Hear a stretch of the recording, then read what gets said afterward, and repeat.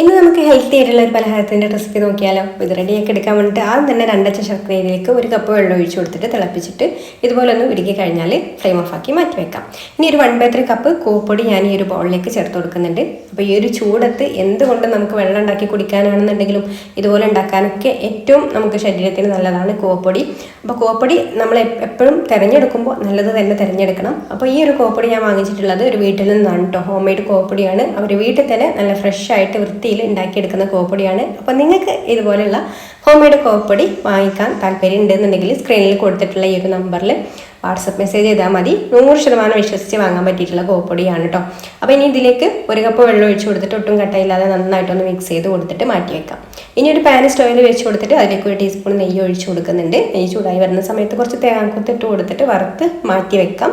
എന്നിട്ട് ഇതിലേക്ക് ശർക്കര പാനി അരിച്ചിട്ട് ഒഴിച്ച് കൊടുക്കുന്നുണ്ട്. അതുപോലെ നമ്മൾ കൂവപ്പൊടി മിക്സ് ചെയ്ത് കൊടുത്തതും അരിച്ചിട്ട് ഒഴിച്ച് കൊടുക്കാം. ഇനി ഫ്ലെയിം ഓണാക്കി ഇത് തിളപ്പിച്ചിട്ട് ഇതുപോലെ കൈയെടുക്കാതെ ഇളക്കി ഇതുപോലെ ഒന്ന് കുറുകിയെടുക്കണം. ഈ ഒരു രീതിയിലാണ് കേട്ടോ വേണ്ടത്.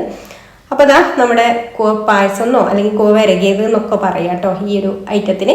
ഇനി ഇതിലേക്ക് ഫ്ലെയിം ഓഫ് ആക്കിയിട്ട് ഏലക്കാപ്പൊടിയും ഒരു നുള്ളു ഉപ്പും വറുത്ത് മാറ്റി വെച്ചിട്ടുള്ള തേങ്ങാക്കൊത്തൊക്കെ ചേർത്ത് മിക്സ് ചെയ്ത് കൊടുത്താൽ ഇത് നമ്മുടെ അടിപൊളിയായിട്ടുള്ള ഐറ്റം റെഡിയായി. ഇഷ്ടമായിട്ടുണ്ടെങ്കിൽ ലൈക്ക് ചെയ്യാനും കൂടുതൽ റെസിപ്പീസിന് പേജ് ഫോളോ ചെയ്യാനും മറക്കല്ലേ.